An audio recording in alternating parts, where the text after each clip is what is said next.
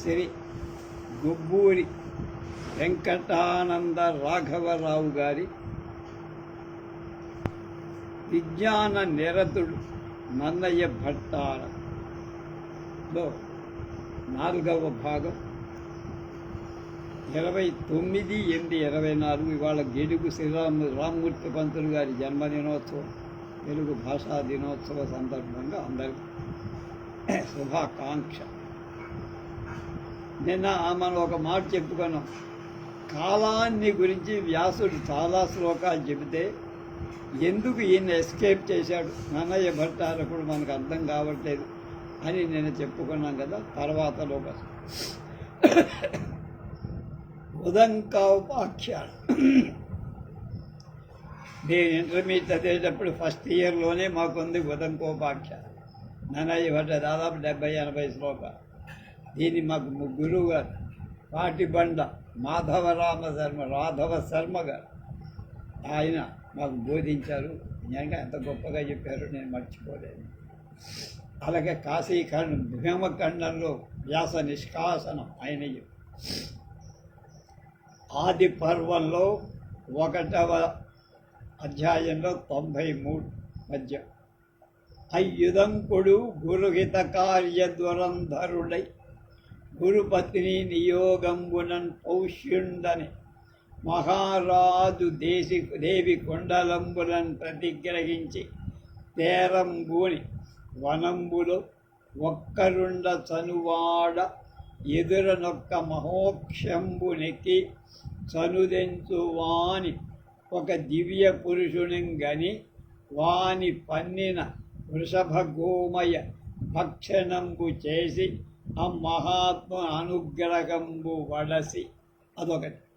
108 ఉరగలోకంబున కరిగి అంటే నాగలోకానికి అందు సితాసిత తంతు సంతాన పటంబు అనుపయించుతున్న వారి 2 స్త్రీలను 12 చక్రంబులను పరివర్తింపించుతున్న వారిని 6 కుమారుల అతి ప్రమాణ తురంగంబునెక్కిన వాని మహా తేజస్విని ఒక్క దివ్య పురుషుంగని విపులార్థవంతంబులైన మంత్రంబులన్ అతి భక్తియుక్తుండై స్తుతించిన. 118 ఈ దృశ్యాల అర్థం గురువు సుదంకుడికి ఇలా వివరించాడు. ఇవన్నీ చూశాను గురువుగారు, వీటి అర్థం ఏమిటి అని అడిగితే చెప్పు.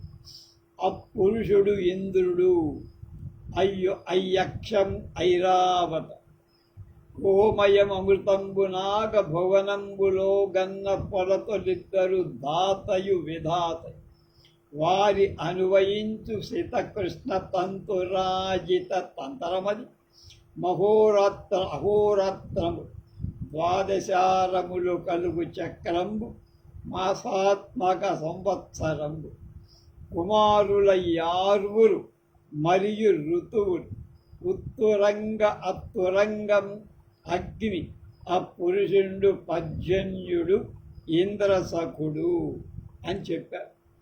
ఋగ్వేదంలో ఉషస్సును దివారాత్రాలను ప్రశంసించే సూక్తాలు చాలా భగవన్ నియామకాన్ని అనుసరించి దివారాత్రాలు పగలు రాత్రి తమలో తాము స్పర్ధలు పడక సంఘర్షణం చెందకుండా దేని వేళ అది వచ్చి వెళ్ళిపోతుంది.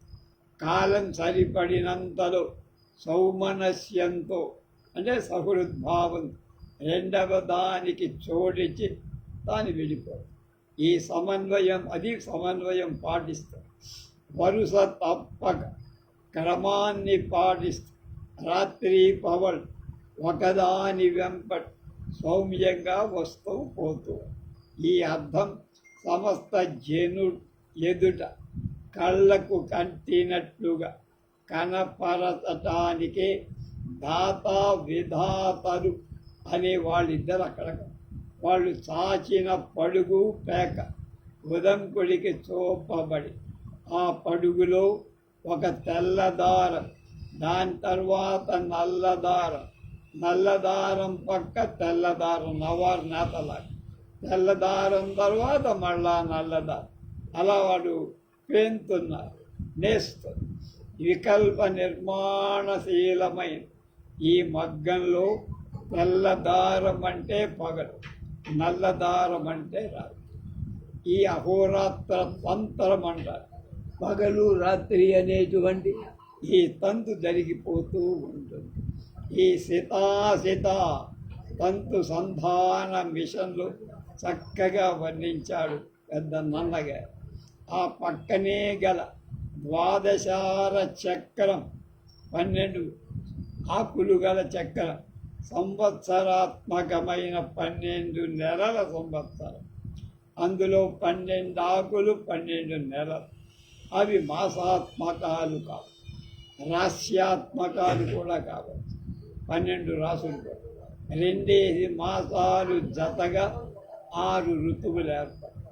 ఆ ఋతువులు 6 ద్వాదశ చక్రాన్ని అనుసరించే కుమారులు 6గా నిరూపింపబడి ఉదంకుడికి అలా కనపడి షడ్ఋతు ద్వాదశాత్మకమైన కాలతంత్రం, జెరాఫిక్ ప్రజెంటేషన్ అని ఈ చక్ర రూపంలో ప్రత్యక్షంగా మానవులకు ప్రదర్శింపబడి కాలచక్ర వివరణ బ్రహ్మ సభావర్ణన ఘట్టంలో కూడా మూల భారతంలో సభాపర్వంలో 11లో 36, 38లో, అలాగే 36లో క్షణాలవ ముహూర్తాశ్చ దివారాత్రిస్తథైవచ, 37 అర్ధమాసాశ్చ మాసాశ్చ ఋతవః షట్చ భారత సంవత్సరాః పంచయుగ మహోరాత్ర, 38 కాలచక్రంచ తద్దివ్యం నిత్యమక్షయం అవ్యయం. అన్నయ్య ఈ శ్లోకాలను చక్కగా తెనిగించాడు సభాపర్వంలో 80. క్షణలవ ముహూర్తాహోరాత్ర పక్షమాస ఋతు సంవత్సర యుగాత్మకమైన కాలచక్రంబు బ్రహ్మసభం కలదు అన్నారు. క్షణ లవాల కంటే, క్షణం కంటే లవం కంటే కూడా సూక్ష్మతరాలైన కాల విభాగాలు భారతంలో వేదవ్యాసుడు ఇవ్వల. కానీ క్షణ లవాల కంటే సూక్ష్మతరంగా విభజించిన కాల విజ్ఞానం మైత్రేయ మహామునికి ఉంది. ఆయన భాగవతం 3వ స్కంధంలో విదుర మైత్రేయ సంవాద సంఘటనలు, ఆ వివరాలు సంస్కృత భాగవతంలో 113లో 10 కలవు. నన్నయ్య భట్టారకుడు బ్రహ్మాండాది నానా పురాణ విజ్ఞాన నిరతుడు అని ఇటీవల పాశ్చాత్యులు కలిగు కనుకలు వెలుగు వేగం అంటే వెలాసిటీ ఆఫ్ లైట్ నన్నయ్య భట్టారకు 9 శతాబ్దాలకు ముందే తెలుసుకో. ఎలా సంస్కృత భారత మూలంగా ఈ విషయం సంస్కృత భారతంలో అంటే మూల సంస్కృతంతో వ్యాసుడు చెప్పల. అది తర్వాత తెలుగు ప్రజల విజ్ఞాన అభివృద్ధి కోరి భారతార్థాన్ని తెలుగులో రచించిన విజ్ఞాన నిరతుడు నన్నయ్య భట్ సందర్భ శుద్ధిని తెలుసుకొని భారత స్వర్ణభూషణం వెల నిర్ణయింపరాని ఈ విజ్ఞాన రత్నాలను నేర్పుతో దీపించటానికి పొదిగి తెలుగు భారతాన్ని వన్నె తెచ్చారు. మేటి వజ్రం వంటి దిబ్బలో పడిపోయిన గొప్ప వజ్రమే మట్టిలో కప్పుకుపోయింది, ఎవరికి తెలుస్తుంది?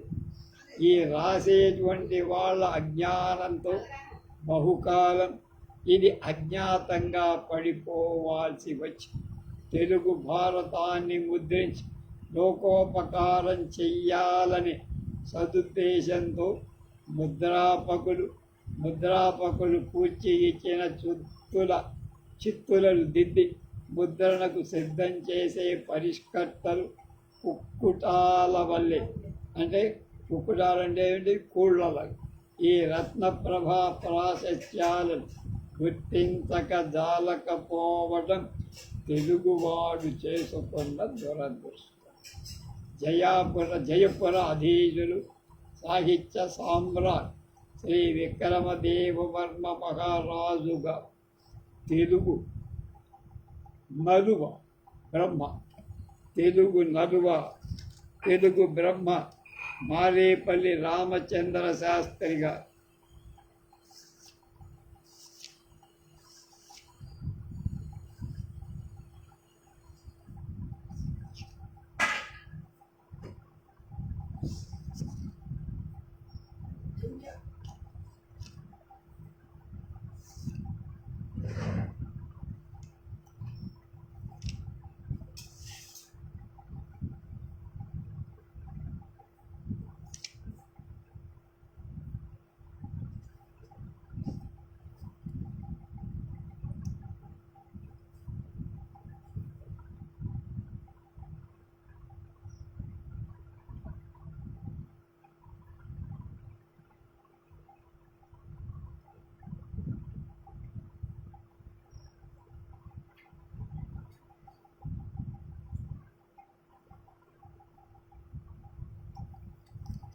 కొన్ని అచ్చుప్రతులను పెక్కు తాళపత్ర ప్రతులను చూసి పాఠాంతరాలు వేస్తూ పరిష్కరించి విశాఖపట్టణంలో ముద్రించి ప్రకటించిన భారత ప్రతిలో ఈ వెలుగు వేగం సరిగా ఇయ్యబడి నన్నయ్యకు తరువాత 400 ఏళ్ల నాడున్న సాయన మాధవ విద్యారణ్య భాష్యం పేరు ఋగ్వేద భాష్యం రాశాడు.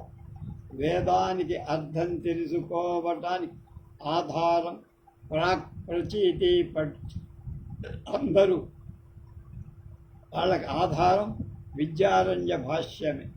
ఋగ్వేద ప్రథమ మండలంలో గల 50వ సూక్తం సౌర సూక్తం.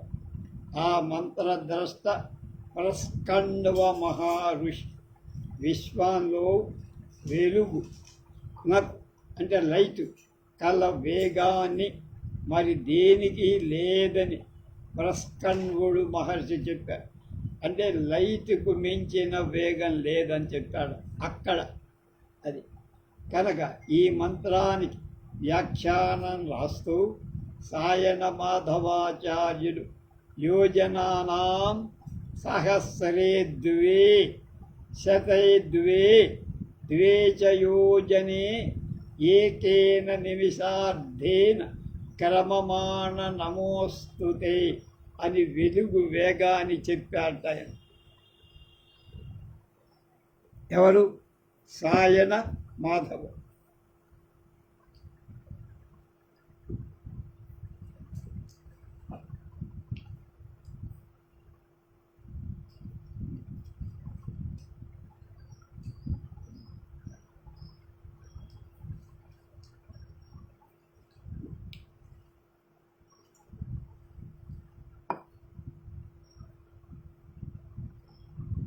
ఏం చెప్పాడు? యోజనానాం సహస్రే ద్వే శతే ద్వే చ యోజనే ఏకేన నిమిషార్ధేన క్రమమాణం నమోస్తు అని వెలుగు యొక్క కాంతి యొక్క వేగాన్ని అంటే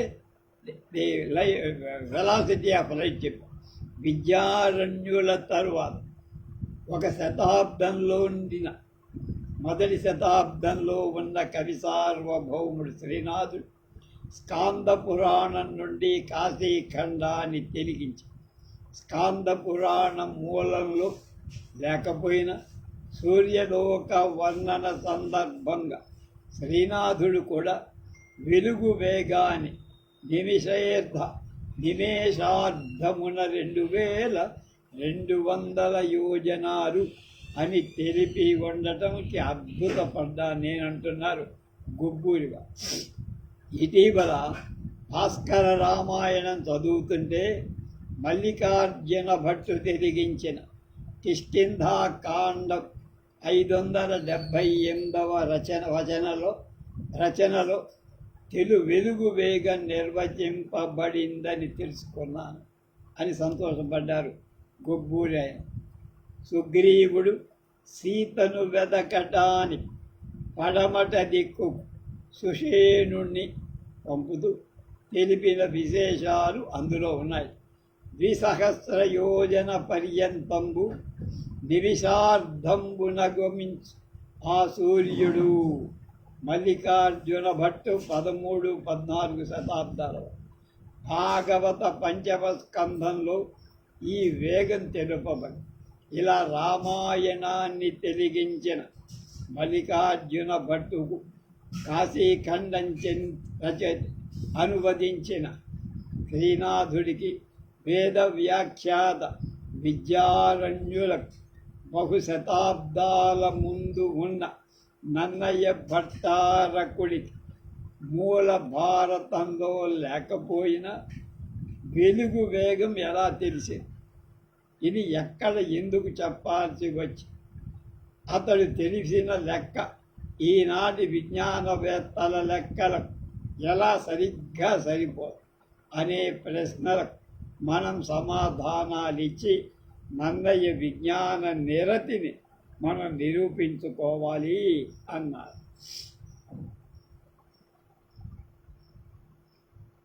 ఆది పర్వం సప్తమ ఆశ్వాసంలో అర్జునుడికి అంగారపర్ణుడికి జరిగిన సంవాదంలో ఆ గంధర్వుడు వీరు పాండవులు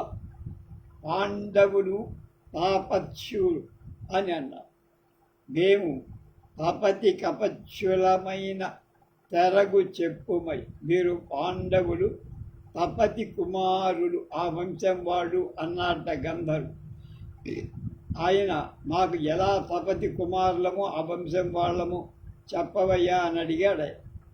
అప్పుడు మేము తపతి కపత్యులమైన తెరగు చెప్పుమయ్యా అని అర్జునుడు అడిగాడు. సూర్యపుత్రిక అయిన తపతిని పౌరవంశజుడైన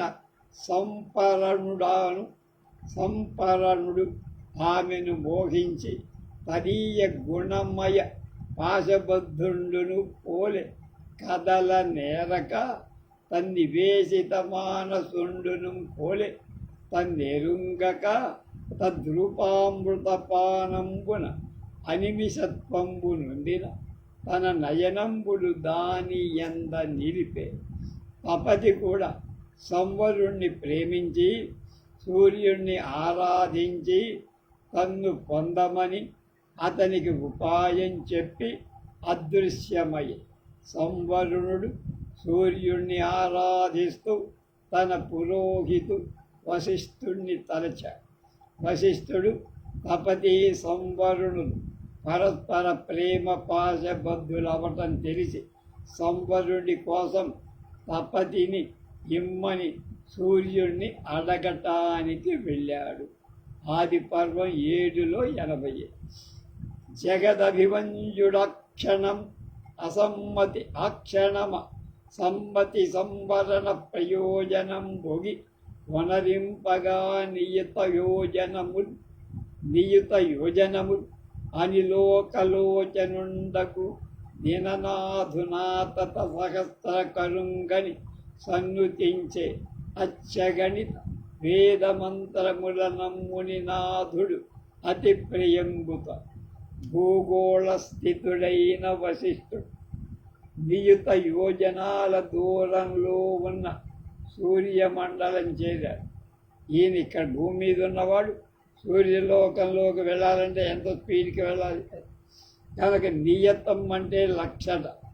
భూమండలం సూర్యమండలాల మధ్య 1,00,000 యోజనాలని నన్నయ్య భట్టు ఈ పద్యంలో చెప్పారు.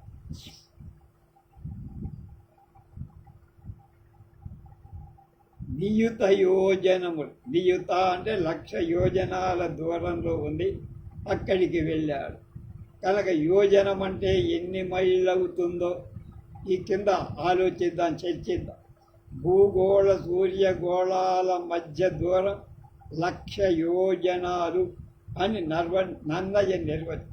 ఇది కూడా మూలంలో లేదు, వ్యాసుడు దాని జోలికి. నవీన విజ్ఞానం దీన్ని అంగీకరిస్తుందో లేదో చూద్దామని ఒక సవాలు విసిరారు గొబ్బూరి వెంకటానంద రాఘవరావు. వశిష్ఠుడు సూర్యమండలానికి వెళ్ళి సంవరునికి తపతినిచ్చి పెళ్లి చేయమని సూర్యుని అడిగాడు. కూతుడు కన్న ఫలం సద్ధర్మపరులైన వరులకి ఇవ్వడమే కదా. కనుక సూర్యుడు తన కూతురైన తపతిని సంవరునికి ఇవ్వడానికి అంగీకరించి ఆ పెండ్లి కూతుర్ని వశిష్ఠుడితో భూలోకానికి పంపింది. నిమిషార్ధంబున 2000 యోజనంబులు నడుచు సూర్యు రథము అని వెలుగు వేగము తెలుగు ప్రజలకు తెలపటానికి నన్నయ్యకు తగిన సందర్భం ఇక్కడ దొరికిందట. ఈ అవకాశాన్ని జారబెట్టకుండా విజ్ఞాన నిరతుడైన నన్నయ్య భట్టు మూలంలో లేకపోయిన ఇందు చేర్చి వంశ్యుడు అంటే మన ప్రశంసలు పొంది నన్నయ్య భట్టు, విద్యారణ్యులు, శ్రీనాథుడు, మల్లికార్జున భట్టు మొదలైన మహామహులంతా వెలుగు వేగాన్ని ఒకంటే వెలాసిటీ ఆఫ్ లైట్ ఉగ్గడిస్తూ నిమిష శబ్దాన్ని ప్రయోగించారు.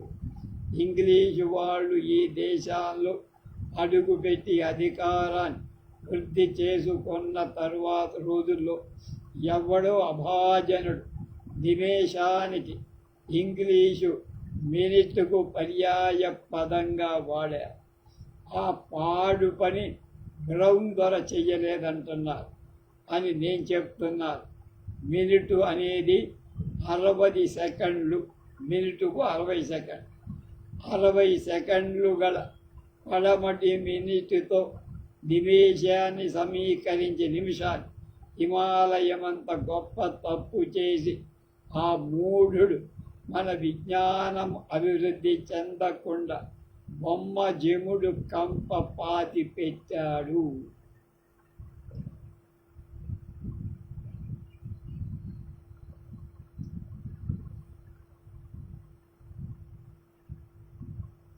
నిమిషం అంటే ఏమిటో మైత్రేయుణ్ణి అడిగి తెలుసుకుందాం. మనవారు ద్రవ్యలేశాన్ని పరమాణువులు అనటం అందరికీ తెలిసింది. ఇక్కడ చెప్తున్నారు 2 పరమాణువుల కాలం ఒక అణుకాలం. 2 పరమాణువులైతే ఒక అణువు. 3 అణువుల కాలం ఒక త్రసరేణు. ఇందులో కాల పరమాణువుల సంఖ్య 3 త్రస పరమాణువుల కాలం ఒక త్రుటి అంటే 3 × 6 18 అణువులు పరమాణు. 100 త్రుటుల కాలం ఒక వేధ 100 × 18 1800 పరమాణు. 3 వేధల కాలం ఒక లవం 3 × 18 5400 పరమాణు. 3 లవాల కాలం ఒక నిమేషం అంటే 3 × 5400 16200 పరమాణువుల కాలం. అది 3 నిమేషాలు ఒక క్షణం అంటే 3 × 16200 అంటే 48600 పరమాణువుల కాలం. అలాగే 5 క్షణాలు ఒక కాష్ట 5 × 48600 అంటే 2,43,000.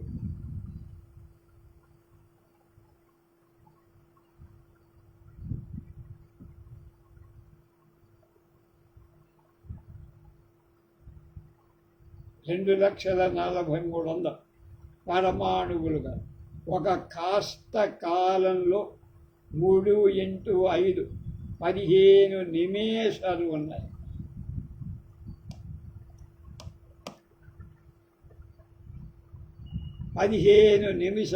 నిమేషాలు ఒక కాష్ట. 30 కాష్టలు ఒక కళ. 30 కళలు ఒక ముహూర్తం. 30 ముహూర్తాలు ఒక రోజు దివారాత్ర 24. కనుక 24 ఇంటూ 60 మినిట్, నిమేషాలు 24 ఇంటూ 60 ఇంటూ 60 సెకండ్లు, 15 ఇంటూ 30 ఇంటూ 30 24 ఇంటూ 60 ఇంటూ 60. ఒక నిమిషం అంటే 24 into 60 into 60 by 15 into 30 into 30 అంటే 16/75వ భాగం. కనుక అణుర్జౌ పరమాణు ఖ్యాత తరేంద్ర అది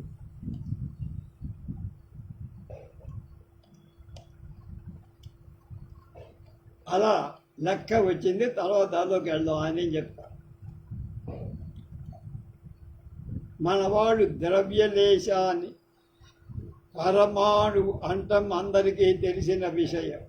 ద్రవ్యం దేశ ఆవరణ మధ్య స్థిత, దేశకాలాలను అవినాభావ సంబంధం కల ద్రవ్యావేశం పరమాణువు అయినప్పుడు కాలావేశం కూడా పరమాణువే అవుతుంది.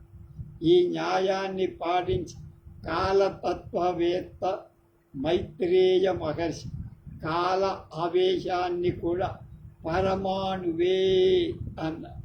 భారతీయుల నిమేషం ఒకటైతే ఇంగ్లీషు వాళ్ళ సెకండులో 16/75వ అంశం. కనుక వాళ్ళ భారతీయుల నిమేషం ఒకటైతే ఇంగ్లీషు వాళ్ళ సెకండులో అది 16/75వ అంశం. నిమిషార్ధం అంటే 15/75 ఇంటూ 1/2 8/75 అవుతుంది. అది నిమిషార్ధంలో వెలుగు అంటే అర్ధ నిమిష కాలంలో వెలుగు 2202 యోజనాలు ప్రయాణం చేస్తుంది. యోజనానికి క్రోసులు 4, క్రోసుకు 2000 బారలు, బారలకు దండ అని పేరు. Light of Asia Edwin Arnold రాశాడు. బారా దండ 2 ఇంగ్లీషు గజాలు అంటే 6 అడుగులు. 2 మైళ్ళు ఒక క్రోసు అనే ఒక తప్పు అభిప్రాయం మన వాళ్ళకి ఆవేశించి 2 మైళ్ళంటే 2 ఇంటూ 1760 3520 గజాలు మాత్రమే. క్రోసు అంటే 2000 బారలు అంటే 4000 గజాలు అంటే 480 గజాలు తక్కువ అన్నమాట. ఇందాక చెప్పి 2 మైళ్ళు క్రోసు కంటే 480 గజాలు తక్కువ. ఒక యోజనం 4 క్రోసులు, 4 ఇంటూ 2 8 మైళ్ళు ప్లస్ 4 ఇంటూ 480 1920 గజాలు, మొత్తం 1760 ప్లస్ 160 9 మైళ్ళ 160 గజాలు. 9 1/11 ఇంగ్లీషు మైళ్ళు ఒక యోజనం అంటే అది. కనుక 8/75 సెకండ్లలో వెలుగు 2200 యోజనాలు. 2002 ఇంటూ 100/11 ఇంగ్లీషు మైల్. కనుక ఒక సెకండులో వెలుగు 2200 ఇంటూ 100/11 ఇంటూ 75/8 ఇంగ్లీషు మైల్. అది 1,87,670 మైళ్ళు.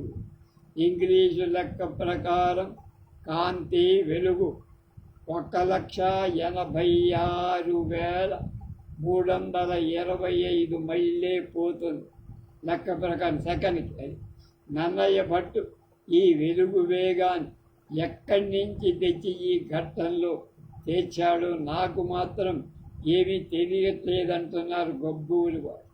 ఎడ్విన్ ఆర్నోల్డ్ అనే ద్వారా ఏషియా ఖండ జ్యోతి అనే పేరు గల బుద్ధ చరిత్ర రచించి గొప్ప పేరు తెచ్చు.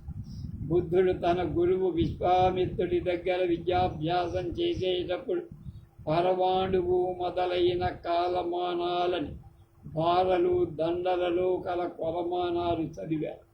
ఆ కాలమాన స్థూలమానాలు ఆ గ్రంథంలో ఇవ్వబడి అలాగే 1952 నవంబర్లో ఏలూరు దివ్య జ్ఞాన సభాభవనంలో నేను ఇచ్చిన ఉపన్యాసాన్ని విని నా మిత్రుడు బ్రహ్మశ్రీ సూర్యభట్ల లక్ష్మీ నరసింహం గారు సాంబ పురాణంలో వెలుగు వేగ నిర్ణయం ప్రవచింపబడిందని చెప్పారు.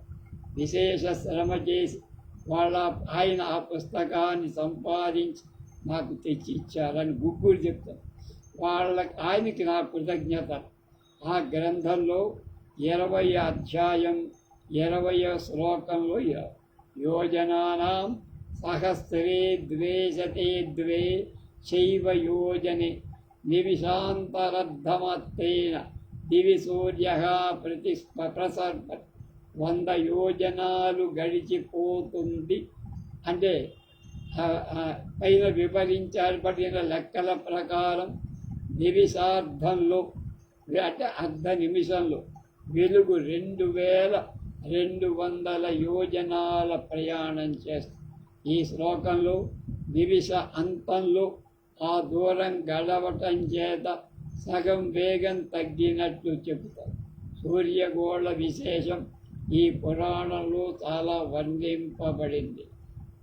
పూరి వెంకటరామయ్య ఈ మధ్య పునర్ముద్రణ బౌర్ణ్య నిఘంటువులో గంట 97,200 నిమిషాలని సురవరం ప్రతాపరెడ్డి గారు గ్రంథాలయ సర్వస్వంలో విమర్శించి నా లెక్కలను ప్రశంసించారు అంటున్నారు.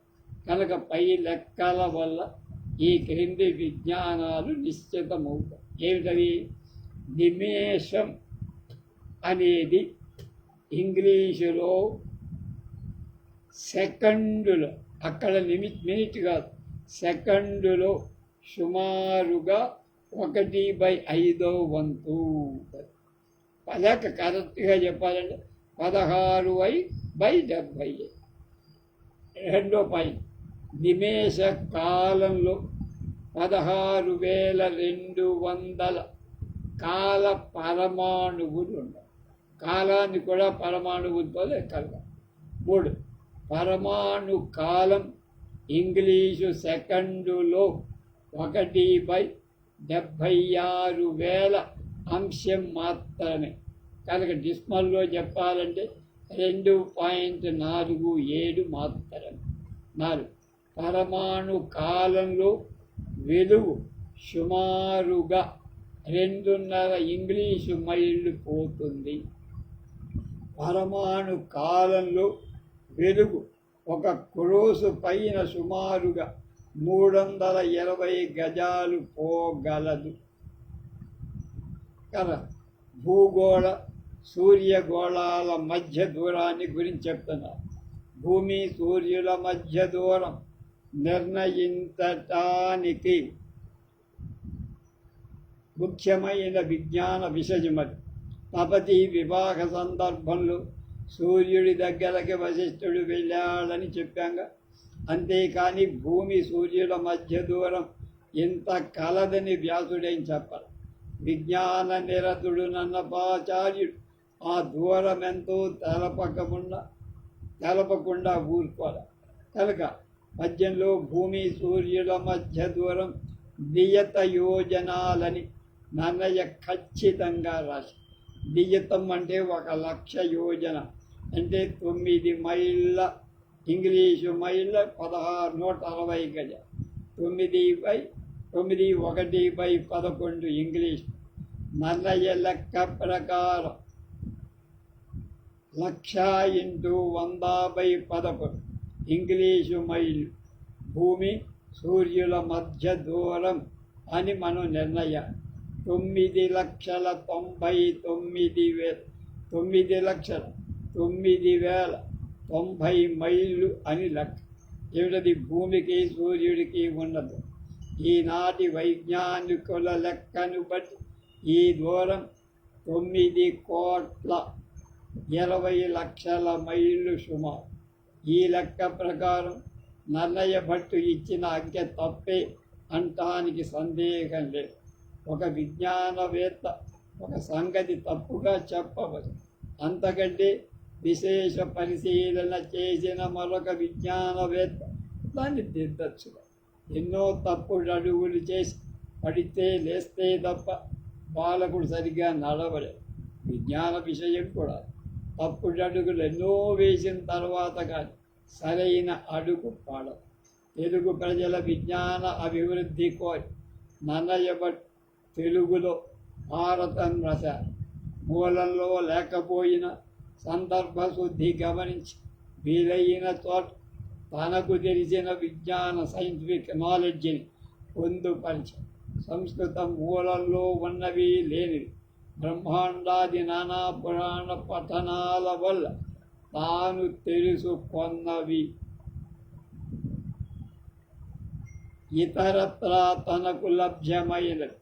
ఈ సమస్త విషయాలు ఆంధ్ర జగద్ధితం కోరి నన్నపార్యుడు తెలుగు భారతంలో చక్కగా పూడ్చారు.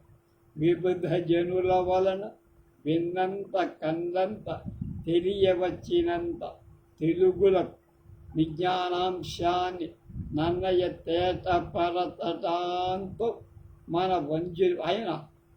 వందనాలు స్వీకరించబడి వందనీయుడు అయ్యాడు.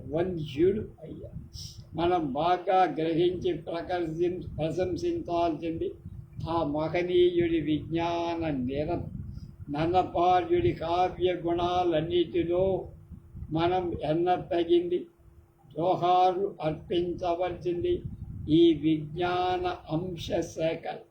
ఇలా సేకరించిన రత్న సంచయాన్ని స్వర్గమయమైన వ్యాస భారతందు అందు ఓపికతో అనుకూలమైన చోట్ల పొందుపరచి నవరత్న విరాజితం చేస్తూ తెలుగు భారతాన్ని తెలుగు ప్రజలకు అర్పించి నన్నయ్య ధన్యుడైనందు మనం నమోవాకాలు అర్పిద్దాం అని చెప్పారు. రేపు నన్నయ్య భట్టారకుని జ్యోతిష్ శాస్త్ర విజ్ఞానాన్ని గురించి మనం తెలుసుకుందాం.